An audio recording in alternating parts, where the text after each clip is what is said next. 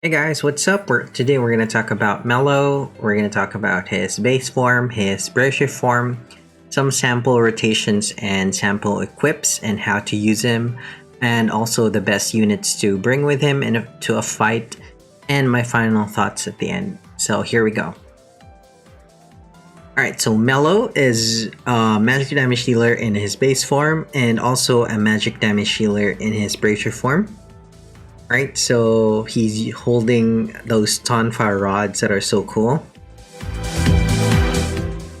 So speaking about Rod, his Super Trust Master reward is the Lazy Rod. It has attack 28 and 180 mag. It activates Serious Slacker, boosts LB damage by 50%.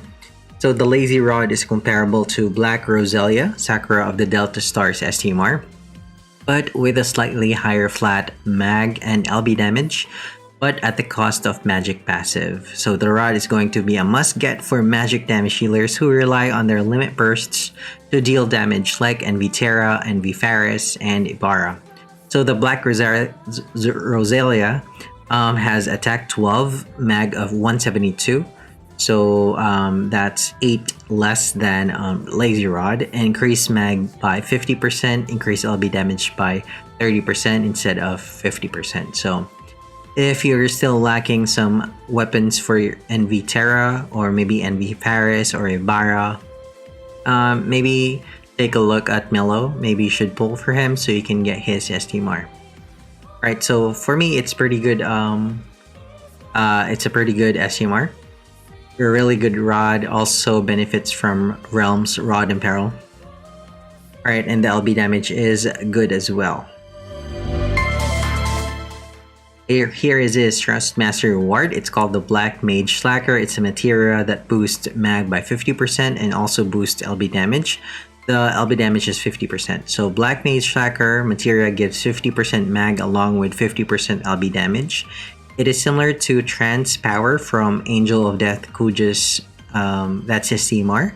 It gives 40% mag and 25% LB and 25% magic true dual wield.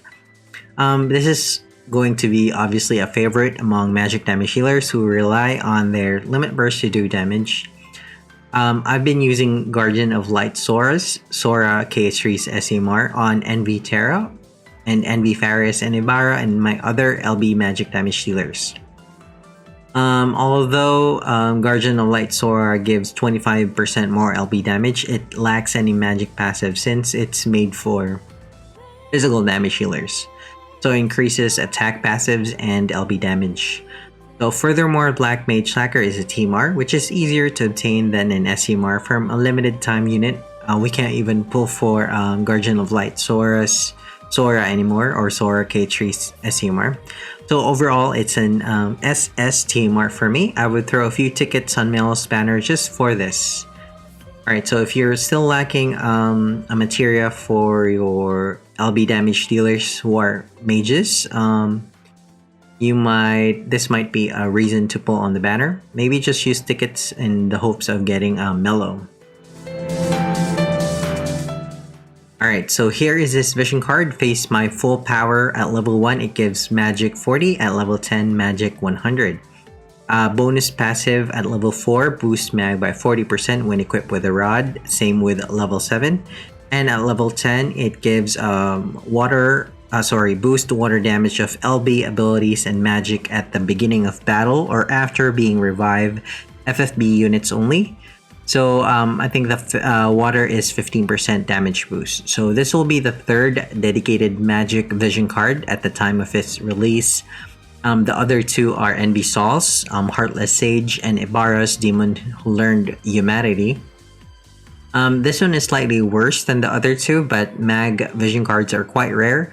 So if you missed out on Ibarra or if you didn't pull for Sol, think about pulling for Melo for his vision card. Also, the 15% water damage boost could be useful if a magical water damage healer doesn't have their own water amp skill. However, Melo has his own, so he prefers other mag vision cards such as the Heartless Sage or Demon Who Learned Humanity. This video is sponsored by Amazon Coins. Get 10,000 Amazon Coins for $80 instead of $100. That's a savings of 20%. You can use the Amazon Coins to buy lapis for FFBE. I place a link in the description below. Check it out after you watch the video. Alright, here is his base form. He has innate 50% resistance to water and 30% resistance to wind, and also completely immune to silence. He can equip staves, rods, and maces, and he can equip hats, clothes, robes, and accessories. He has access to level 8 black magic and level 8 green magic. Here are his stats in base form. So if you can see, his mag is 241. It jumps up to 303 if you awaken him to X1. So pretty good stats there. And 384 at max level EX3. So his chain family, he has skills for Chaos Wave Awakened, Bolting Strike, and Flood. The Flood chain is black magic. Here are his skills. So Melo specializes in wind and water magic damage in his base form or normal form. His skills belong to Chaos Wave Awakened and Bolting Strike families. So first skill is the Billowing Wind. Wind magic damage 52 to one enemy, decrease wind resistance 120 for 5 turns to one enemy CWA. You might notice the modifier there is kind of low. There's a passive that increases that. We'll get into it later. So Billowing Water is the water version of Billowing Wind, and Lingering drops level 5. Water magic damage 72 to one enemy. Water magic damage 37 per turn for 3 turns to one enemy. It can't be dispelled, so it has damage over time mechanics. Bolting Strike. Alright, so next he has a cooldown skill. It's called Bubble Mark, which increases mag, boosts water and wind damage, and unlocks black magic quad cast. So he also has permanent triple cast and triple cast black magic.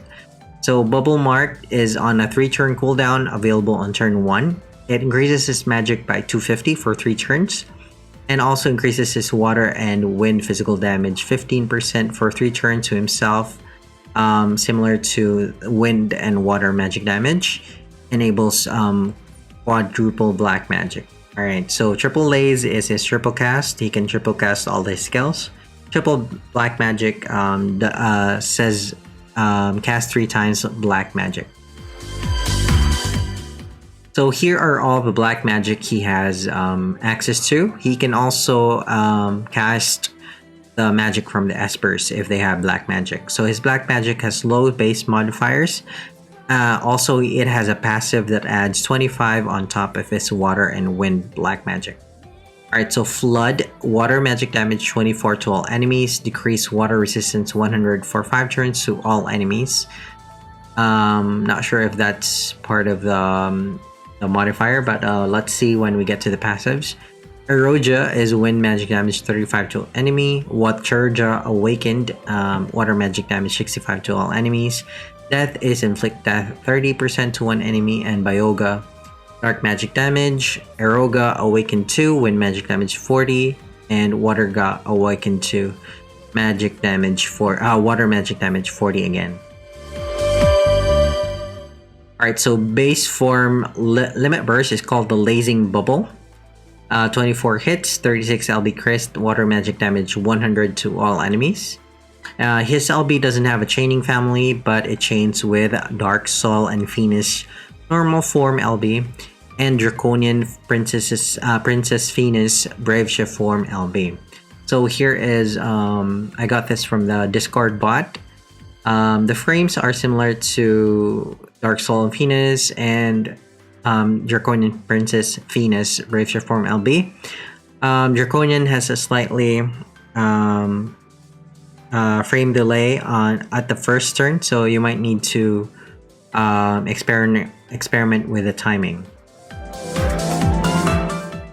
Alright, so here are his passives. He has innate dual wield, meaning he can equip he can equip one-handed weapons innately. Dual Blade Mastery also increases his modifier cap by 200. Village Hero decreases chance of being targeted by 100%. Bond with Kalmia. Increased magic damage against Reapers 150, so he's gonna be good against undead enemies. Truth discovered at home, MP refresh 7% per turn. On Renfresia, increases his MP by 80, Spirit by 60, and HP by 30. And Black Mage from Roz increases his magic 180 and equipment mag 150 when dual wielding, so you only need 50% more to cap. Once a believer of the Hollow, upgrade normal attack to Narrow Splash. Narrow Splash is water magic damage 40 to one enemy, bolting strike chain. So since it's dual wielding, this is going to be bolting strike. So opposer of the Hollow Melo, this is his trust passive that increases 25 to modifiers to his Black Mage skills. Sorry, I correct myself. His skills doesn't have modifier boost, only his Black Magic skills. So offensive passives in summary is 180 mag, 150 magic true dual wield, innate dual wield increase 200% chain modifier cap, and 150 undead Reaper killer. So all in all, pretty good passives here. He is really easy to build for magic true dual wield, and also a bit more passives for mag would be nice. Alright, so pretty good magic damage healer in base form. So how do we use his base form? Melo can do his most damage by using his water black magic for capping chains. So start the fight by self-buffing Miss Mag by 250 using Bubble Mark, increase water damage with the same skill, Bubble Mark, and unlocking Quad Gas. So we need to use his Billowing Water to Water Imperil, and he is ready for damage healing. So you can either use Waterga. This is the water magic damage 65 plus 25 if you activate his trust passive to enemies. You can also so Waterga, and then you triple cast Waterga and then finish with Waterja. Right, so he can self cap. Alright, next is what are the weaknesses for base form? Melo doesn't have an LB damage buff or LB damage passives to support justifying his LB. So why use his LB? He doesn't have an LB damage buff. His mag buff is just 250 and not 300 like most mages. So those are the things that are lacking in his passives or kit. Alright, so next we're going to talk about his Brave Shift form versus his base form base stats. So Melo has slightly higher mag and MP in his Brave Shift form at the cost of defensive stats. So if you notice, his base HP is 5051, his Brave Shift form HP is 4546. Alright, so lower defensive stats but higher offensive stats. So at NV base, he gets 250, at EX1 312 as opposed to 241 and 303. Alright, so he's gonna do more, have more mag stats in Brave Shift form. So next is Brave Shift ability is available from turn 1, infinite turns for the duration. Cooldown to normal is 1 turn. Cooldown to Brave Shift is 2 turns. Still the same chain family: Chaos Wave Awakened, Bolting Strike, and Flood. So next is skills in Brave Shift form. So Melo really shines as a damage healer in his Brave Shift form. He has a dedicated mag buff that stacks with normal mag buffs, so you could buff him up to 800% mag using his skill. So I think he can go up to I think 9,000 magic with his dedicated buff maxed out, and also 300 mag buff. So I can call everything a pain. Level 5 increase magic 50%, max 500% for one action to caster. So you would need at least 4 turns to max out this his magic, including the 300% magic buff. So he will have 800, and then you can fire off his LB with that buffed up mag.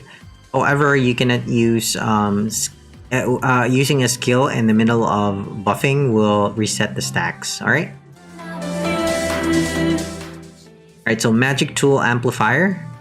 He has 2 Magnus abilities. One increases his LB damage and fills his LB gauge, and the other boosts his mag, increases wind and water damage. So Magic Tool Amplifier Only one use per battle, unique selection and multicast. Increase mag with 300 for 5 turns to caster. Increase water physical damage 15%. And also increase water magic damage 15% for 5 turns. This can't be dispelled. Blazing Burst is 1 use per battle. Unique selection and multicast. Increase LB damage 150 for 6 turns to caster. This can't be dispelled. And increase LB gauge 36 to caster. Alright, so it instantly fills his LB gauge. Gives him LB damage 150 for 6 turns. So that's pretty long duration for an LB damage buff. Alright, so his LB is called the Sage's Stream. 1 hit 36 LB. So it's a finisher skill. Finisher LB, water magic damage 110 to one enemy. He also has still access to triple cast and triple laze. Alright, so his limit burst in Bracer form does slightly more damage than his normal form. 100 versus 110. Alright, so I forgot to mention he also has access to his black magic in his Bracer form. So here are his passives and Bracer form. The only thing that changed here is hidden magic power. Increase LB damage 100%. So instead of the decrease 100% target chance, he gets LB damage increase. So offensive passives are the same except for the 100% LB damage. Alright, so how do we use his Bracer form? Melo can do most damage after buffing his mag to 500%, so it'll take at least 4 turns to get it to max. First turn should be dedicated to buffing his mag, LB damage, and dedicated mag. Then use his dedicated mag skill until it's maxed out. By turn 5, he should be ready to fire his LB. So we use Magic Tool Amplifier to boost his mag by 300%. Also, use the water physical and magic damage 15%. Blazing Burst will increase his LB damage for 150 and then fully fills his LB gauge. So then you continue to use I Can't Call Everything for 4 turns until you max out this one and then fire off his LB. So all in all, he's just one shot, and then after that you don't have any uses for his. You don't have any charges for his mag buff nor his LB damage. You need some external help to get him going, to keep him damaging after he casts his LB for the first time. Alright, so how do we gear his Bracer form and temple build? So Melo wants LB damage gear. Fortunately, both his TMR and SMR has LB damage passives, so it's recommended to equip both of them. So they also proc his Trust passive, boost his mag, and equip relevant killers, and he is good to go. So we equip his Lazy Rod, that's his SMR, Dark Gambetin for the high flat magic, Ark's Hat, flat magic again, Rabanasser Dancer's Clothing, lots of magic there. Ravenheart for the magic true dual wield, and Cursed Doll for the flat magic. Black Mage Slacker is his own TMR. Chance Power to boost his magic and also some LB damage. Lion's Heart to boost LB damage, and a spare slot for killer. Best vision card for him is the limited vision card from Ibarra, a demon who learned humanity. Otherwise, he can use Heartless Sage or his own vision card. Alright, so what are the weaknesses for his Bracer form? Melo is really not suited for longer fights since his LB and mag buff can only be used once unless you bring external support, so we'll get onto that later. His dedicated mag buff can take a few turns to set up, and the effect will reset if you attack. But it's great for Dark Visions though, so you can do a lot of burst damage, although if the fight allows stalling and turtling strategies. So unlike Asura, Dark Asura, we only had 3 turns until she damages us in Dark Vision 12. So this is that was not a fight for Melo. Great fights would be turns that you can indefinitely stall the opponent, like Dark Odin. You can just stall the fight until Melo can cast his LB. Alright, so best supports for Melo. So Summer, Lid, and Fina can grant water chaining abilities to the party. So Melo needs a water chain to cap, so they will be helpful in doing that. They also provide LB fill, breaking, healing, and auto revive. So pretty useful units to bring with Melo. And then next is Realm. So Melo can only use this LB buff once. So Realm can mitigate that weakness. Realm can buff LB damage and also fill LB gauge. She also provides a Rod in Peril, which Melo can find useful. So since he will equip 2 rods, also increases magic damage. So she has an magic damage buff. She can also buff Reaper Killer to the party, which stacks with Melo's Reaper Killer. So bringing Realm with Melo to against Reaper enemy will provide good dividends. Right. So there are many more units I can think of, like Eurasia for the LB damage buff and LB gauge fill. Alright, or Yoshikiri. So these two are just examples of the best supports for Melo. Alright, so backstory, Melo is not usually one to act on his own volition, so if you follow the Season 3 story, you would know that.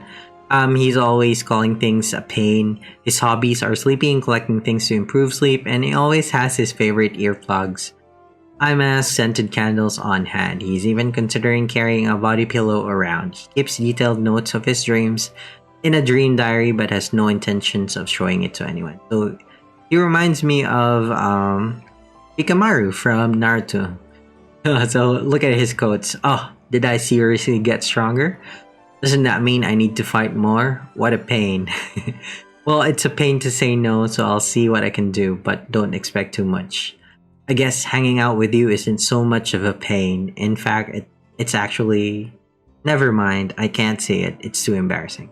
So like Shikamaru, he's a lazy fighter, but when push comes to shove, he shows up for his friends. Alright guys, so final thoughts on Melo. I love his design and sprites and his Tonfa Rod weapons. So pretty unique weapon there. I haven't seen this on any RPG before. Or any game, Tonfa rods. Let me know if you've seen this before in any other game. Alright, so he should do well against Dark Mahadeva in Dark Visions 14. So, 2 Dark Visions from now. No, 1 more Dark Vision and then Dark Mahadeva in Dark Visions 14. If no changes are made.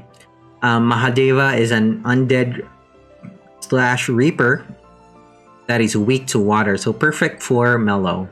She's the boss is the second stage in the EX stage. So I'm definitely going to throw some tickets on his banner and maybe do the paid banner if I don't get him via tickets. I'm not gonna use Lapis though, saving it for Luna Freya, or maybe the future FF7 remake units like Tifa and Sephiroth. I think I'm gonna skip the FMA banner. Alright, so let me know guys what you think of Melo. Let me know if this was helpful. My name is Azure and I upload FFB videos every day on the channel. So if you're still not subscribed, consider subscribing. If you're already subscribed, thank you so much for the support. The channel is growing and that's mostly because of you guys. Thanks again and I'll see you again in the next video. Bye bye.